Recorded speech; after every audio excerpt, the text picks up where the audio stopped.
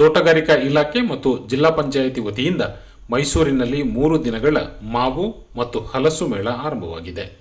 ಬಾದಾಮಿ, ರಸಪೂರಿ, ಮಲ್ಲಿಕ, ತೋತಾಪುರಿ, ಮಲಗೋವ, ದಶಹರಿ, ಸೇಂದೂರ, ಜೀರಿಗೆ, ರತ್ನಪುರಿ, ಆಲ್ಫಾನ್ಸೋ ತಳಿಯ ಮಾವು ಹಾಗೂ ಹಲಸಿನ ಹಣ್ಣುಗಳ ಪ್ರದರ್ಶನ ಮತ್ತು ಮಾರಾಟ ನಡೆಯುತ್ತಿದೆ.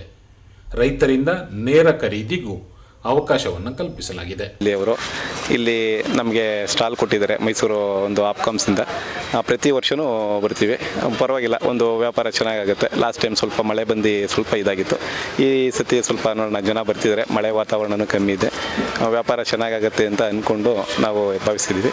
ಸರ್, ನಮ್ಮಲ್ಲಿ ಸಕ್ಕರೆ ಗುತ್ತಿ ಇದೆ, ಮತ್ತು ರಸಪುರಿ ಇದೆ, ಬಾದಾಮಿ ಇದೆ, ಮತ್ತು ರತ್ನಗಿರಿ ಆಲ್ಫಾನ್ಸ್ ಇದೆ, ಮತ್ತು ಮಲಗೋಬ ಇದೆ. ತುಂಬ ಚೆನ್ನಾಗಿದೆ ಈ ವೆರೈಟಿ.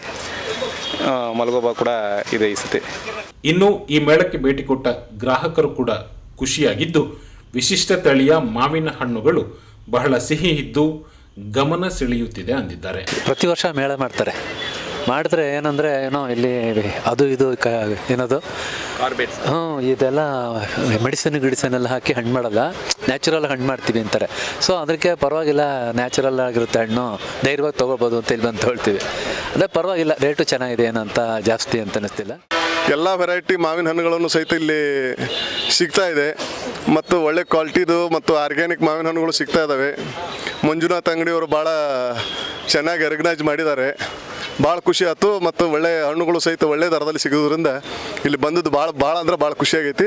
ಇನ್ನು ಈ ಮೇಳವನ್ನು ಆಯೋಜಿಸಿರುವ ತೋಟಗಾರಿಕಾ ಇಲಾಖೆಯ ಅಧಿಕಾರಿಗಳು ಕೂಡ ಗ್ರಾಹಕರ ಸ್ಪಂದನೆಯನ್ನು ನೋಡಿ ಖುಷಿಯಾಗಿದ್ದಾರೆ. ಇವತ್ತು ಅಂದರೆ 15/5/2026ರಿಂದ ಭಾನುವಾರದವರೆಗೂ ಅಂದರೆ 3 ದಿನ ಈ ಕಾರ್ಯಕ್ರಮವನ್ನು ಆಯೋಜನೆ ಮಾಡಿದ್ದೀವಿ. ಈ ಸರಿ ಭಾಳ ಸರಳವಾಗಿ ನಾವು ಈ ಒಂದು ಮಾವು ಮೇಳವನ್ನು ಮಾಡ್ತಾ ಇದ್ದೀವಿ. ಸುಮಾರು 3 ಜಿಲ್ಲೆಗಳಿಂದ ಅಂದರೆ ಮೈಸೂರು, ಮಂಡ್ಯ ಹಾಗೂ ರಾಮನಗರ ಜಿಲ್ಲೆಯ ರೈತರುಗಳು ತಮ್ಮ ಹಣ್ಣುಗಳನ್ನು ತಂದಿದ್ದಾರೆ. ನಾವು ಸರಳವಾಗಿ ಮಾಡಿದ್ರೂ ಹಣ್ಣುಗಳಿಗೇನು ಕೊರತೆ ಇಲ್ಲ, ಸಾಕಷ್ಟು 15ರಿಂದ ಸುಮಾರು 17 ವೆರೈಟಿ ಹಣ್ಣುಗಳು ಬಂದಿವೆ. ಈ ಮೇಳದಲ್ಲಿ ಮಾವಿನ ಹಣ್ಣು ಮಾತ್ರವಲ್ಲದೆ ಹಲಸಿನ ಹಣ್ಣುಗಳು ಕೂಡ ಗ್ರಾಹಕರ ಗಮನ ಸೆಳೆಯುತ್ತಿದೆ.